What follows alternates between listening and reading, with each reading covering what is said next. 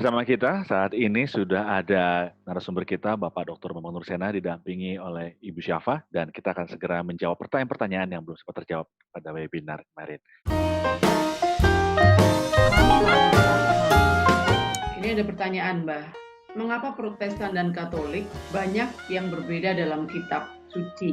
Padahal kita semua mempercayai Yesus Kristus yang sama. Mungkin yang dimaksud ini Kitab Deuterokanonika, ya, saya kira itu bukan urusan Katolik Protestan.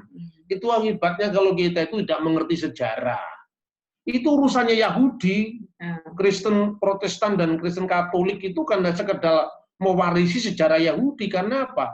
Memang di kalangan orang Yahudi itu ada orang Yahudi diaspora, dan mereka ini mengalami pengalaman-pengalaman rohani yang sebagian dituangkan dalam buku Deuterokanonika itu, dan itu orang Yahudi di Alexandria. Sementara orang Yahudi yang di Yerusalem, dia mengenal kanon, ya kanon kecil yang 39 kitab itu.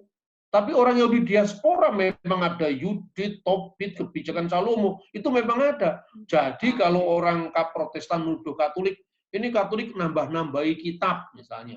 Tapi orang Katolik juga Protestan mengurang-urangi kitab, kan itu kan? Sebetulnya dengan atau tanpa Deuterokanonika, itu sama sekali tidak mengganggu iman kita. Jadi justru sekarang pertanyaannya gini, tanpa membaca Deuterokanonika, kita tidak bisa mengerti sejarah naskah Laut Mati. Karena apa? Itu terjadi intertestamental book. Makanya sekarang ini tidak seperti zaman dulu-dulu, di mana orang itu begitu bersih tegang mempertentangkan itu. Orang Katolik sendiri menyebutnya kan Deuterokanon. Apa nih Deuterokanon? Kanon kedua. Protestan yang tidak menyebutnya kanon menghormatinya sebagai devotional book, buku-buku yang membangun.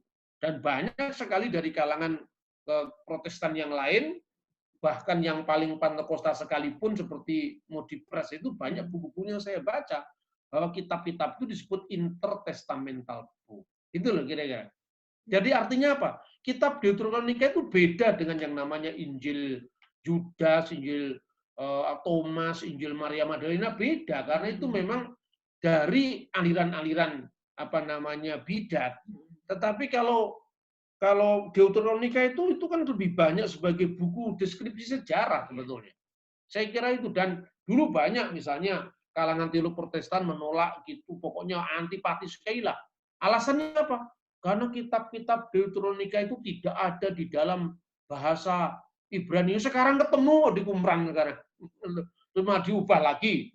Makanya kita ini jangan terlalu melihat orang itu dari sudut pandang kita, tapi justru dalam suasana semangat ut omnes unum sin, agar semua menjadi satu dan kita memahami kekayaan warisan gereja ini. Yang Protestan nggak usah membaca Deuterokanonika di gereja gara-gara mendengar Pijar TV, nggak usah, ya toh. Tapi juga nggak usah menyalah-nyalahkan kan gitu.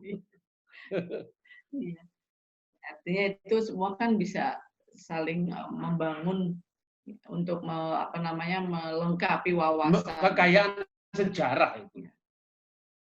Karena kalau kita lihat sejarah kita mengenal ada kaki Dian, ada 2 macam kaki Dian, itu juga ada sejarahnya di buku Makabe, 1-2 Makabe. Orang Kristen kan banyak ke Israel sekarang ya. Kemudian kita lihat kaki Dian bercabang 7, itu namanya apa? Menorah.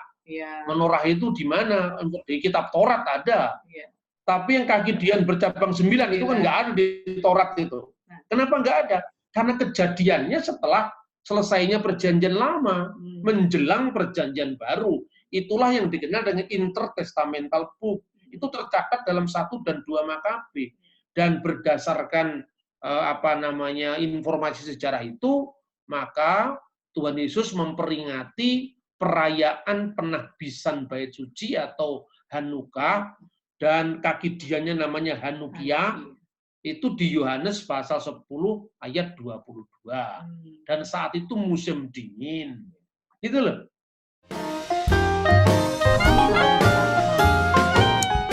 Terima Terima kasih Bapak Dr. Bapak Nursena dan juga Ibu Syafa, dan juga buat pemirsa Bijar TV yang sudah menyaksikan acara ini.